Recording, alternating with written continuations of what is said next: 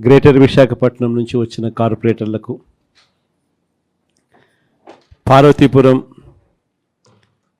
కౌన్సిలర్లకు, కోనసీమ జిల్లా రామచంద్రాపురం నుంచి వచ్చిన కౌన్సిలర్లకు, సత్యసాయి జిల్లా రామగిరి మండలం నుంచి వచ్చిన ఎంపీటీసీలకు, అదేవిధంగా పాలకొల్లు నియోజకవర్గం యలమంచి మండలం నుంచి వచ్చిన ఎంపీటీసీలందరినీ కూడా మీ అందరితో కూడా ఈరోజు సమావేశం కావడం చాలా ఆనందంగా ఉందని చెప్పడానికి సంతోషపడతా ఉన్నా. ఎటువంటి పరిస్థితుల మధ్య ఈరోజు మన రాష్ట్రంలో మనందరం ఈరోజు ప్రయాణం చేస్తూ ఉన్నాము అన్న సంగతి నాకన్నా బెటర్గా కూడా మీకే బాగా తెలుసు. ఎందుకనంటే ఈరోజు ఒక రాక్షస యుగంలో ఉన్నాం.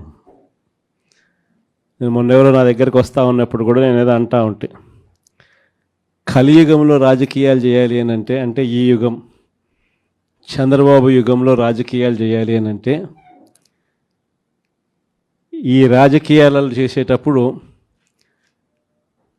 కేసులు వేస్తారు అనే భయం లేనప్పుడే రాజకీయాలు చేయగలుగుతాం. జైళ్ళకు పంపినా కానీ పర్వాలేదు చంద్రబాబు నిన్ను ఎదుర్కొంటామనే ధైర్యం ఉంటేనే రాజకీయాలు చేయగలుగుతాం. అలా ఉండగలిగిన తెగువ ఎవరికైనా ఉంటేనే రాజకీయాల్లో ఉండగలగాలి, చేయగలగాలి అనేది మాత్రమే ఈ కలియుగంలో మనం నేర్చుకుంటా ఉన్న పాఠం అని చెప్పి చెప్తా ఉంటాం. ఈరోజు నిజంగానే రాజకీయాలు అలానే తయారయ్యి చంద్రబాబు నాయుడు ఈరోజు చేస్తూ ఉన్న రాజకీయంలో కనీసం 1% కూడా మనం ఆ రోజుల్లో ఎప్పుడు చేయలే. ఆ రోజుల్లో మనం ఏ ఒక్కరికి కూడా ఇబ్బంది జరగకూడదు అనే ఆలోచనలు చేశాం. ఇన్ఫ్యాక్ట్ నాకు బాగా గుర్తుంది, తాడిపత్రి మున్సిపల్ ఎలక్షన్లు జరుగుతూ ఉన్నాయి. మనం రాష్ట్ర వ్యాప్తంగా మున్సిపాలిటీలన్నీ మనం స్వీప్ చేసినాం. రాష్ట్ర వ్యాప్తంగా జెడ్పీటీసీలు స్వీప్ చేసినాం, ఎంపీటీసీలు స్వీప్ చేసినాం, సర్పంచ్ స్థానాలు స్వీప్ చేసినాం. మున్సిపల్ ఎలక్షన్లలో కూడా మనం ఓడిపోయింది బహుశా రాష్ట్ర వ్యాప్తంగా ఒక 2 మున్సిపాలిటీలు మనం ఓడిపోయినాం. అందులో తాడిపత్రి ఒకటి. వాళ్ళకు 18, మనకు 16. కేవలం వాళ్ళకు తేడా 2. మన ఎమ్మెల్యే వండుకొని అన్న 2 తేడా ఎత్తేద్దామన్నాడు. ఆ రోజు నాకు బాగా గుర్తుంది. అరే నేను ఒప్పుకోలా. మన ఎమ్మెల్యే అయినని కూడా నేను హౌస్ అరెస్ట్ చేయించిన. మన ఎమ్మెల్యేని నేను హౌస్ అరెస్ట్ చేసి ఎన్నిక జరిపించి తాడిపత్రి మున్సిపాలిటీ సవ్యంగా జరిగించి చివరిగా తెలుగుదేశం 18 వాళ్ళకు, 16 మనకు న్యాయబద్ధంగా ప్రజాస్వామ్యబద్ధంగా ఎన్నిక జరిగింది ఆ రోజు. కానీ ఈరోజు చూస్తే పరిస్థితి ఎలా ఉంది అని చెప్పి ఒకసారి చూస్తే, మనమేమో అప్పట్లో జగనన్నకు చెబుదామని చెప్పి ఒక టెలిఫోన్ నెంబర్ ఇచ్చా, స్పందన అని ఒక ప్రోగ్రాం కూడా పెట్టా. ఎవరికి ఏ ఇబ్బంది వచ్చినా కూడా కులం చూడలా, మతం చూడలా, రాజకీయాలు చూడలా, పార్టీ చూడలా, చివరికి తెలుగుదేశం వానికి కూడా ఏదైనా ఇబ్బంది వచ్చినా కూడా జగనన్నకు చెబుదామని చెప్పి ఫోన్ చేస్తే చాలు, ఎమ్మెల్యేలు అడ్డుకున్నా, ఇంకొకరు అడ్డుకున్నా కూడా జగనన్నకు చెబుదామనే నెంబర్కు ఫోన్ చేస్తే చాలు వెంటనే స్పందన ఉండేది, వెంటనే పరిష్కరించే పరిస్థితి మన హయాంలో మనం చేసాం. స్పందన అని ఒక ప్రోగ్రాం పెట్టాం. ప్రతి వారము ఆ స్పందన అనే ప్రోగ్రాంలో కలెక్టర్లు ఖచ్చితంగా ఉండేట్టుగా, ఎస్పీలు కరెక్ట్గా ఉండేట్టుగా డేట్ ఇచ్చి ప్రతి వారం రోజు జరిగేట్టుగా చూసుకొని, కలెక్టర్ల దగ్గర నుంచి మొదలైతే మండలాలలో మండల ఇన్ఛార్జీల వరకు కూడా ఆ స్పందన ప్రోగ్రాంలో పార్టిసిపేట్ చేసే పరిస్థితి. ఎవరికి ఏ సమస్య వచ్చినా కూడా స్పందనలో చెప్తే ఆ సమస్య పరిష్కారం అయ్యేదాకా డైరెక్ట్గా సీఎంఓ పర్సూ చేసి ఎందుకు ఈ సమస్య పరిష్కారం కావడం లేదు అని చెప్పి అడిగే పరిస్థితిలో మన పాలన చేసాం. అత్యధికంగా ఆ పొద్దు సాల్వ్ అయింది తెలుగుదేశం పార్టీకి వాళ్ళకి సంబంధించిన సమస్యలే. అంతగా మనం కులం చూడకుండా, మతం చూడకుండా, రాజకీయాలు చూడకుండా, మనకు ఓటు వేశారా లేదా అన్నది కూడా చూడకుండా ఆ రోజుల్లో మనం పరిపాలన అందిస్తే ఈరోజు చూస్తే ఎలాంటి పరిస్థితులు ఉన్నాయి అని అంటే ప్రజాస్వామ్యాన్ని పట్టపగలే ఖూనీ చేస్తూ ఉన్నా కూడా ఈరోజు ఎవరు మాట్లాడలేని పరిస్థితిలో ఈరోజు పాలన సాగుతూ ఉంది. ఇలాంటి పరిస్థితుల్లో ఈరోజు మనం రాజకీయాలు చేస్తూ ఉన్నాం. ఈరోజు మొన్ననే చూసాం తిరువూరు ఎన్నిక, ఇప్పుడు కూడా జరుగుతూ ఉంది. ఇన్ఫ్యాక్ట్ తిరువూరు ఎన్నిక చూస్తే ఆశ్చర్యం కలిగించే నెంబర్స్.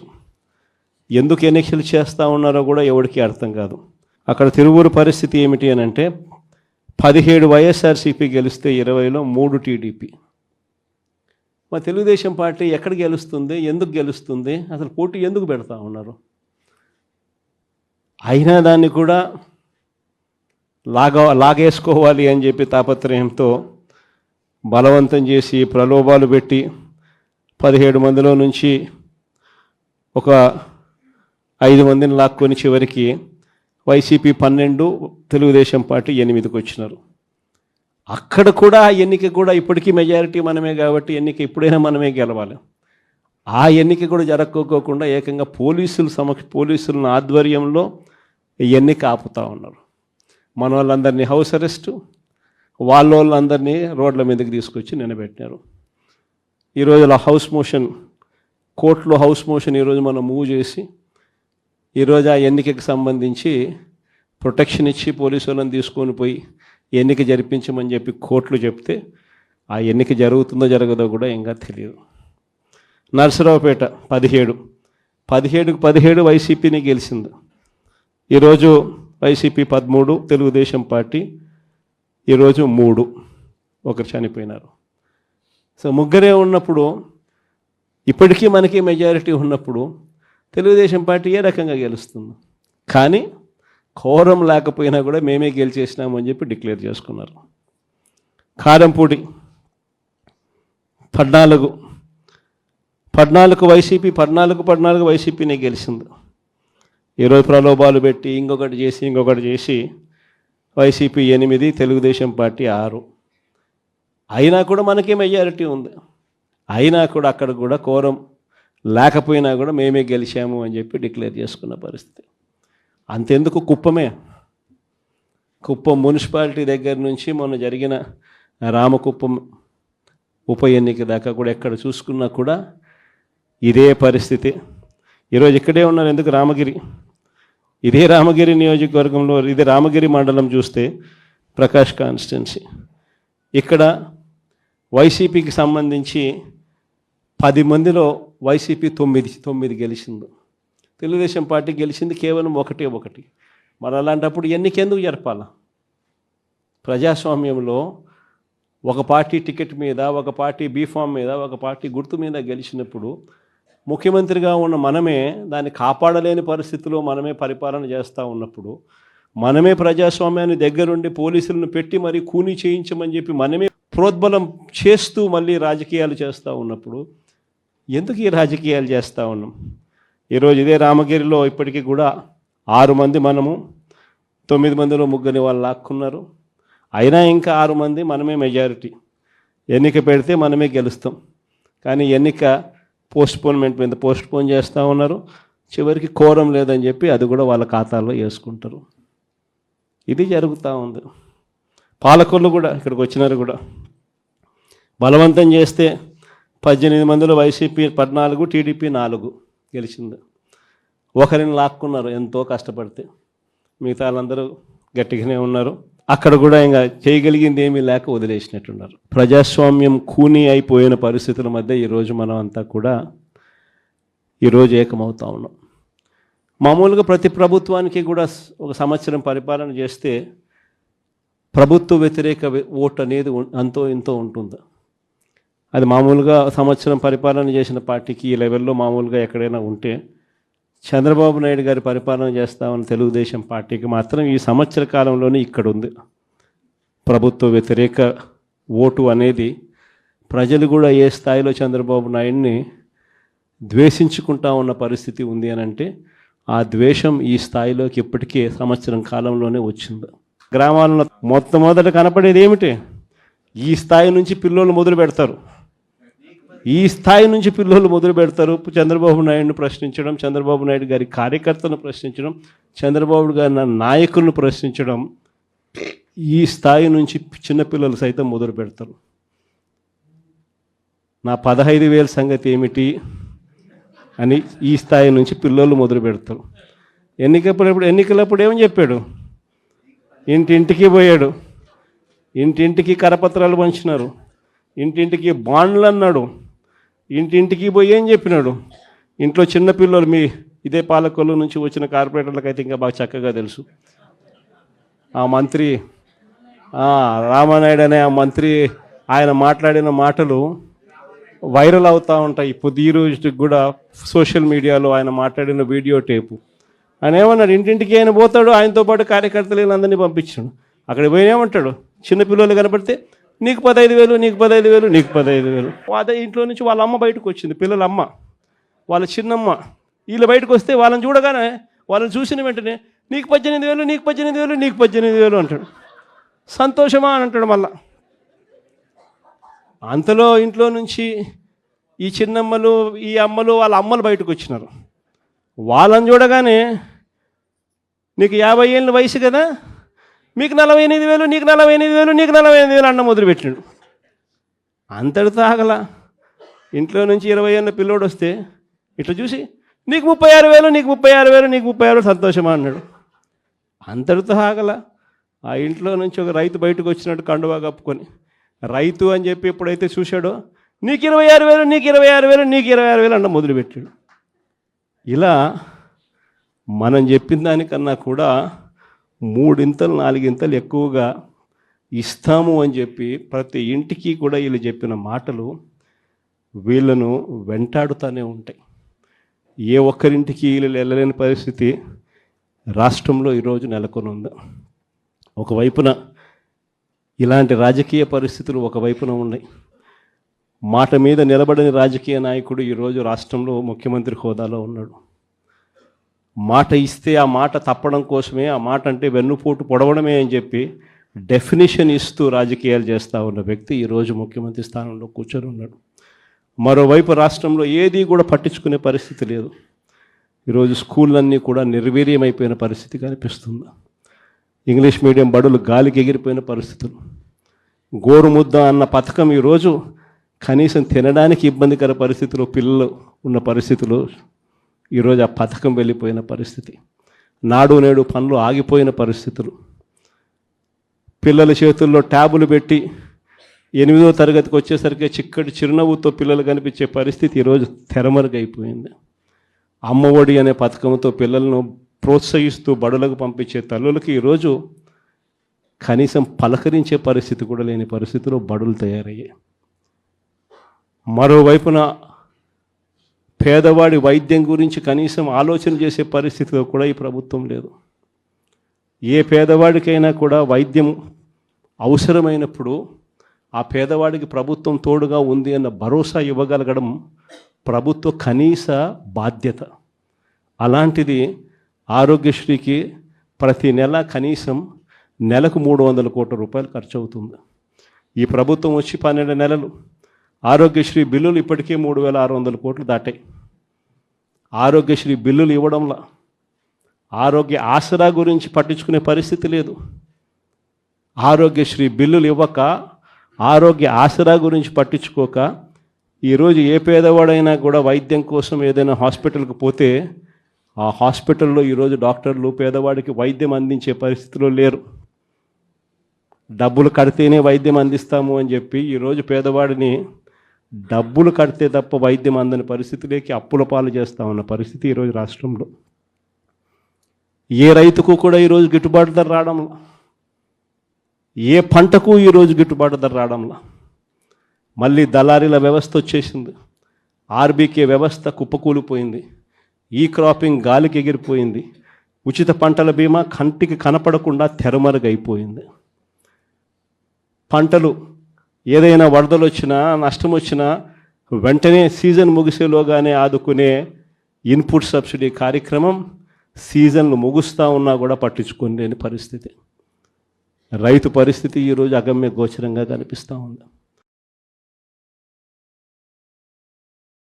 మరోవైపున మనం కట్టిన 17 కొత్త మెడికల్ కాలేజీలు, అందులో 5 మెడికల్ కాలేజీలు మనం ఉండగానే కమిషన్ కూడా చేసాం. కాలేజీలు మొదలయ్యాయి 5 కాలేజీలు.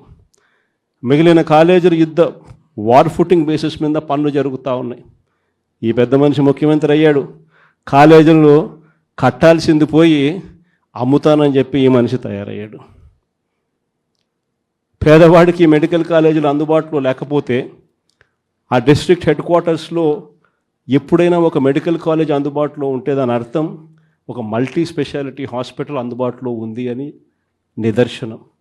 ఆ హాస్పిటల్స్లో ఆ కాలేజీలు అక్కడ ఉంటే అసిస్టెంట్ ప్రొఫెసర్లు అందుబాటులో ఉంటారు. ఆ కాలేజీలో పనిచేసే స్టాఫ్, పోస్ట్ గ్రాడ్యుయేట్ స్టూడెంట్స్, వీళ్ళంతా కూడా అందుబాటులో ఉండే ఒక మల్టీ స్పెషాలిటీ హాస్పిటల్ ఆ డిస్ట్రిక్ట్లో పేదలకు అందుబాటులో ఉంటుంది. ఎప్పుడైతే ఈ మెడికల్ కాలేజ్ అక్కడ అందుబాటులో ఉంటుందో, గవర్నమెంట్ మెడికల్ కాలేజ్ అందుబాటులో ఉంటుందో, అప్పుడు ప్రైవేట్ రంగంలో ఉన్న ఏ హాస్పిటల్ కూడా పేదవాడిని ఎక్స్ప్లాయిట్ చేయని పరిస్థితిలోకి వస్తాయి. ఎందుకనంటే ఎక్స్ప్లాయిట్ చేసే పరిస్థితి అంటే అక్కడే గవర్నమెంట్ హాస్పిటల్ ఉంది కదా, మెడికల్ కాలేజ్, ఆటికి పోతామని చెప్పి చెప్తారు ఎవరైనా కూడా. ఆ పరిస్థితి నుంచి నాశనం చేసి కాలేజీలు అమ్మడానికి సిద్ధపడ్డాడు. మన ప్రభుత్వ హయాంలో గతంలో ఎప్పుడు జరగని విధంగా, రాష్ట్ర చరిత్రలో ఎప్పుడు చూడని విధంగా మనం కొత్తగా గవర్నమెంట్ రంగంలో 3 పోర్టులు ఏకంగా కట్టడానికి శ్రీకారం చుట్టాం. ఇదే విశాఖపట్నం జిల్లాల ప్రజలకు అందరికీ కూడా బాగా తెలుసు. మూలపేట, శ్రీకాకుళం జిల్లాలో పోర్టు. గతంలో ఎప్పుడు ఊహించని విధంగా శ్రీకాకుళం జిల్లాకు అభివృద్ధి బాట నడిపించే ఒక గొప్ప అడుగు ఆ పోర్టు. ఆ పోర్టులో అడుగులు వేసింది ఎప్పుడు అని అంటే మన ప్రభుత్వం వచ్చిన తర్వాతనే. అక్కడే మనం భూములు కొనుగోలు దగ్గర నుంచి, పర్మిషన్ తేవడం దగ్గర నుంచి, చివరికి ఆ పోర్టు ఇబ్బంది పడకోకుండా ఫైనాన్షియల్ క్లోజర్ కూడా మనమే పూర్తిగా కంప్లీట్ చేసి ఏకంగా మనం 30% పనులు కూడా పూర్తి చేసే కార్యక్రమం మనం చేస్తే, చంద్రబాబు నాయుడు గారు ఇప్పుడు ఆ 3 పోర్ట్లను, గవర్నమెంట్ రంగంలో ఉన్న 3 పోర్ట్లను కమిషన్ల కోసం అమ్మడానికి ఈ పెద్ద మనిషి శ్రీకారం చుట్టాడు. ఇదే పెద్ద మనిషి చంద్రబాబు నాయుడు గారు ఇదే ఉత్తరాంధ్రలో ఎప్పుడు చూడని విధంగా ట్రైబల్ ప్రాంతాన్ని అభివృద్ధి పదంలో మనం నడిపించాం. ట్రైబల్ ప్రాంతంలో ఒక ట్రైబల్ ఇంజనీరింగ్ కాలేజ్, ట్రైబల్ ప్రాంతంలో ఒక మెడికల్ కాలేజ్, ట్రైబల్ ప్రాంతంలో ఏకంగా 5 సూపర్ స్పెషాలిటీ హాస్పిటళ్ళు ఐటీడీఏ పరిధిలో, ఏకంగా సాలూరులో ఒక ట్రైబల్ యూనివర్సిటీ కూడా అడుగులు వేగంగా మనం ముందుకు వేయి చేస్తే ఈ పెద్ద మనిషి పూర్తిగా వాటి పనుల గురించి ఈరోజు పట్టించుకునే పరిస్థితులు ఎవడూ లేని పరిస్థితులు ఈరోజు ట్రైబల్ ప్రాంతం కనపడతా ఉంది.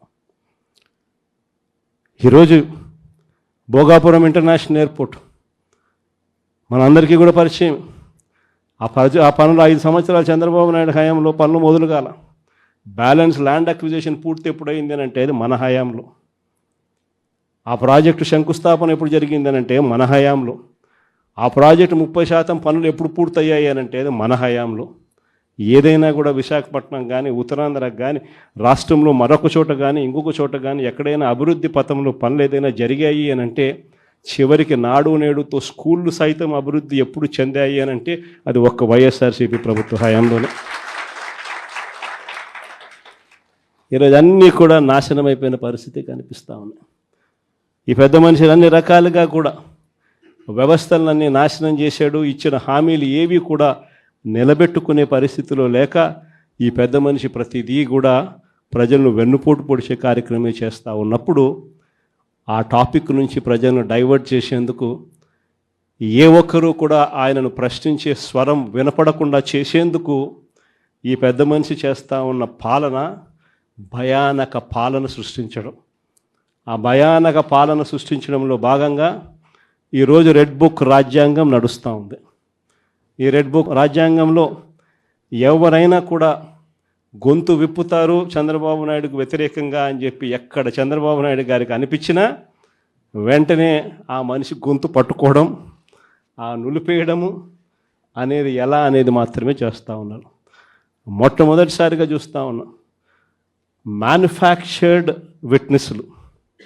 అంటే ఒక నేరంతో ఒక మనిషికి సంబంధం ఉండదు, కానీ ఏకంగా వీళ్ళకి సంబంధించిన ఒక వ్యక్తిని క్రియేట్ చేస్తున్నారు. ఆయనను అప్రూవర్ అంటున్నారు. ఆయన చేత ఇష్టం వచ్చిన మాటలు మాట్లాడిస్తున్నారు. ఒక మ్యానుఫ్యాక్చర్డ్ ఎవిడెన్స్ క్రియేట్ చేయిస్తున్నారు. ఆ మనిషితో ఈ మనిషి పేరు చెప్పిస్తున్నారు. ఈ మనిషిని ఇలా అరెస్ట్ చేస్తూ ఉన్నారు. ఇంతవరకు ఎప్పుడు హిస్టరీలో ఇటువంటి కార్యక్రమాలు ఎప్పుడు జరగల. ఒక తప్పుడు సాంప్రదాయానికి పెద్ద మనిషి చంద్రబాబు నాయుడు గారు ఈరోజు బీజం వేస్తూ ఉన్నాడు. ప్రతి నియోజకవర్గంలో కూడా పాత కేసులు ఏమేమి ఉన్నాయని చెప్పి తవ్వుతున్నారు. ఆయన పాత కేసులలో ఇప్పుడు మన ఎమ్మెల్యే క్యాండిడేట్లను ఎలా ఇరికించాలి అని చెప్పి, ఆ కేసుల్లో ఎలా ఇరికించాలి అని చెప్పి ఇప్పుడు చూస్తూ ఉన్నారు. ఏ తప్పు జరగకపోయినా కూడా యాక్టివ్గా ఎవడైనా కార్పొరేటర్ ఉన్నా, ఎవడైనా ఎంపీటీసీ ఉన్నా, ఎవడైనా జెడ్పీటీసీ ఉన్నా, లేకపోతే ఎవరైనా లీడర్ ఉన్నా సరే విజిలెన్స్లో ఎలా ఇరికించాలా, తప్పుడు కేసు ఎలా పెట్టించాలా అనే సంస్కృతితోనే ఈరోజు పాలన సాగుతూ ఉంది. నేను ఒకటి చెప్తా ఉన్నా. ఈరోజు కష్టంలో ఉన్న వైఎస్ఆర్సీపీ అన్నదమ్ములను నేను ఈరోజు చూస్తూ ఉన్నా. నేను మీ అందరికీ ఒకటే చెప్తా ఉన్నా. మీ అన్నగా, మీ తమ్ముడిగా, మీ బిడ్డగా ఒకటి చెప్తా ఉన్నా. నెక్స్ట్ వచ్చే జగన్ 2.0లో పరిస్థితి ఈ మాదిరిగా ఉండదు. ఈరోజు ప్రతి కార్యకర్త కష్టాన్ని చూస్తూ ఉన్నా కాబట్టి చెప్తా ఉన్నా. ఇంతకుముందు మన హయాంలో మనం వచ్చే టయానికే కోవిడ్ మహమ్మారి మధ్యలో 2019 జూన్లో మనం ప్రమాణ స్వీకారం చేశాం. ఆ తర్వాత ఆ మార్చిలోనే ముగియక మునిపే, ఒక సంవత్సరం కూడా సరిగ్గా ముగియక మునిపే 2020 మార్చి వచ్చేసరికి వెంటనే కోవిడ్ వచ్చింది. ఆ తర్వాత 2 సంవత్సరాలు కోవిడ్తో మనం యుద్ధం చేయాల్సిన పరిస్థితుల మధ్య మన పాలన సాగింది. బహుశా కార్యకర్తలకు అనుకున్న మేరకు బహుశా నేను చేయలేకపోయి ఉండొచ్చు. కానీ ఇవాళ ఒకటే చెప్తా ఉన్నా. ఈరోజు ఈ కష్టాన్ని చూసిన వ్యక్తిగా చెప్తా ఉన్నా. రేపొద్దున ఇలా ఉండదు. రేపొద్దున జరిగే ప్రతి విషయంలోనూ వైఎస్ఆర్సీపీకి కార్యకర్తే నెంబర్ 1గా ఉంటాడని మాత్రం ఖచ్చితంగా చెప్తా ఉన్నా. ప్రతి కార్యకర్తకు నేను ఒకటే చెప్తా ఉన్నా. ఎవడెవడైతే మీకు అన్యాయం చేశాడో పర్వాలా, అన్యాయం చేయండి, చేయించుకుంటాం, టైం మీది, కానియండి, కొట్టండి అని చెప్పండి. ఆడు ఎవడు ఏం చేస్తా ఉన్నాడో పేరు రాసుకోండి. రెడ్ బుక్ అని నేను చెప్పను, కానీ పేరైతే రాసుకోండి. మీరు ఏ బుక్లో రాసుకున్నా పర్వాలా, పేరైతే మీరు రాసుకోండి. దాని తర్వాత మాత్రం అన్యాయం చేసినోనికి సినిమా మాత్రం మనం చూపిస్తామని చెప్తాను. ఆ మనిషి రిటైర్డ్ అయి ఉన్నా కూడా లాక్కొని వస్తా. ఆ మనిషి దేశం విడిచిపెట్టిపోయినా లాక్కొని వస్తా. ఎవరిని వదిలిపెట్టేది ఉండదు. ఒక్కొక్కడికి మాత్రం సినిమా మాత్రం ఎలా చూపించానో అలా చూపిస్తామని మాత్రం చెప్తాను. ఖచ్చితంగా ఏదైతే నాటుతున్నారో, ఏదైతే ఇత్తుతున్నారో, ఇది రెండింతలు వీళ్ళకు పండే కార్యక్రమం కూడా జరుగుతుందని మాత్రం ప్రతి కార్యకర్తకు గట్టిగా చెప్పండి.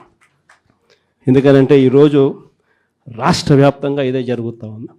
ఒక్కొక్కని కథ వింటూ ఉంటే నిజంగా మనసుకు బాధ కలుగుతుంది. ఆ బాధ ఎలాంటి బాధ అంటే చెప్పలేం. అసలు మంగళగిరిలో ఒక పాపను, కృష్ణవేణి మంగళగిరి పాప, సోషల్ మీడియా పాప తీసుకొని పోయి, ఆడపాపను కూడా, ఆడకూతురు అని కూడా చూడుకోకుండా తీసుకొని పోయి హైదరాబాద్ నుంచి ఎత్తుకొని వచ్చి స్టేషన్లలో పెడతా ఉన్నారు. ఇంకొక పాప సుధారాణి, ఆ పాపను నెలలు ఈ స్టేషన్ నుంచి శ్రీకాకుళం నుంచి తిప్పినారు. శ్రీకాకుళం నుంచి కింద దాకా అన్ని స్టేషన్లు తిప్పుకుంటూ నెల రోజుల పాటు బెయిల్ రాకోకుండా తిప్పినారు. ఆడవాళ్ళను, ఆడకూతుర్లను కూడా చూడుకోకుండా, కేవలం వీళ్ళకి వ్యతిరేకంగా పోస్ట్ పెట్టిందని. ఇంత దౌర్జన్యంగా జరుగుతూ ఉన్నారు. వంశీ అని ఇప్పటికి 1.5 అయిపోయింది. ఒక కేసులో బెయిల్ వస్తుంది, బెయిల్ వచ్చిన వెంటనే ఇంకొక కేసు, మళ్ళీ ఆ కేసులో బెయిల్ వస్తుంది, బెయిల్ వచ్చిన వెంటనే మళ్ళీ ఇంకొక కేసు. ఇప్పటికి 11 కేసులు. ఒక కేసు అయిపోయినాక ఒక కేసు, ఒక కేసు అయిపోయినాక ఒక కేసు. 2 నెలలు దాదాపుగా వంశీ ఈరోజు జైల్లోనే కనపడతా ఉన్నాడు. ఇంకొక దళితుడు, ఎక్స్-ఎంపీ నందిగామ సురేష్, పాపం 1.5 రోజులు పాపం జైల్లో పెట్టారు. బెయిల్ రాకుండా అడ్డుకుంటూ జైల్లో పెట్టారు. మళ్ళా చివరకు కోర్టుల ద్వారా ఎంతో కష్టపడితే బెయిల్ వచ్చింది. వచ్చిన తర్వాత మళ్ళా 3 నెలలు 4 నెలలు తిరగక మళ్ళీ ఈరోజు నిన్న మళ్ళా కేసు. వాళ్ళ ఇంటి దగ్గరికి ఒక వ్యక్తి వచ్చి దళితుడని కూడా చూడుకోకుండా ఆ మనిషిని ఈయనే తిడతాడు. ఎందుకు నన్ను తిడుతున్నావు అని చెప్పి ఈయన ప్రశ్నిస్తే ఈయన మీద కేసు పెట్టి జైల్లో పెడతా ఉన్న పరిస్థితి మొట్టమొదటిసారిగా ఇప్పుడు చూస్తూ ఉన్నాం. అది ఈరోజు ఇంత దారుణంగా ఈరోజు జరుగుతూ ఉంది. ఇలాంటి పాలన చూసిన తర్వాత చెప్తా ఉన్నా, ఆ బాధలో నుంచి చెప్తా ఉన్నా, ఏదైతే మీరు ఎత్తుతా ఉన్నారో తప్పుడు సాంప్రదాయాన్ని నాటుతూ ఉన్నారు, తప్పుడు సాంప్రదాయాన్ని మీరు చాటుతూ ఉన్నారు. ఈ సాంప్రదాయం ఒక వృక్షం అవుతుంది. మీరు ఏదైతే ఇచ్చారో అది 2 ఇంతలు వెనక్కి తిరిగి మిమ్మల్ని తన్నే పరిస్థితిలోకి ఈ వ్యవస్థ తయారవుతుంది. ఇలాంటి పరిస్థితుల మధ్య ఈరోజు మనం అంతా కూడా ఏకమై ఒకటి చెప్తా ఉన్నాం, రాబోయే రోజుల్లో గట్టిగా పోరాటం చేద్దాం. సంవత్సరం అయిపోయింది కళ్ళు మూసుకొని కళ్ళు తెరిచేసరికి. ఇక కళ్ళు మూసుకొని కళ్ళు తెరిచేసరికి మరో 3 సంవత్సరాలు కూడా అయిపోతే దాని తర్వాత మాత్రం వచ్చేది మన ప్రభుత్వమే. మంచి రోజులు ఖచ్చితంగా మనకే వస్తాయి. ఒక చీకటి అయిపోయిన తర్వాత ఒక పగలు రాక తప్పదు అన్నది ప్రతి ఒక్కరూ గుర్తుపెట్టుకోమని ఈ సందర్భంగా కోరుతాను. ప్రతి అడుగులోనూ కూడా సంవత్సరం అయిపోయింది కాబట్టి ఇక రాబోయే రోజుల్లో ఇంకా ఉధృతంగా కూడా ఉద్యమాలు చేయాల్సిన పరిస్థితుల మధ్య మన పార్టీ ప్రయాణం సాగుతుంది. ఈ లోపల మనం గ్రామ స్థాయి దాకా కూడా మనం వెళ్ళిపోయి గ్రామ కమిటీస్ ఫామ్ చేసుకోవడం దగ్గర నుంచి మొదలెట్టి బూత్ కమిటీస్ ఫామ్ చేయడం దగ్గర వరకు కూడా పూర్తిగా మనం చేసుకోవాల్సిన కార్యక్రమాలు, ఏర్పాట్లు అన్నీ కూడా వ్యవస్థీకరణగా మనం చేసుకునే కార్యక్రమం మనం చేసుకుందాం. దాని తర్వాత ఉద్యమ బాట పట్టాల్సిన సమయంలో ఖచ్చితంగా ఉద్యమ బాట పడుతూ ఈ ప్రభుత్వం చేస్తూ ఉన్న తప్పులను ఎండగడుతూ, ప్రభుత్వం చేస్తూ ఉన్న తప్పుడు పనులను ప్రజలకు ఎత్తి చూపుతూ మీ పాత్ర మీరు పోషించాల్సిన సమయం కూడా వచ్చింది అని చెప్పడానికి ఈ సమావేశాలన్నీ కూడా ఏర్పాటు చేసి మీ అందరి సహాయ సహకారాలు కూడా తీసుకునే కార్యక్రమం కూడా చేస్తూ ఉన్నాం.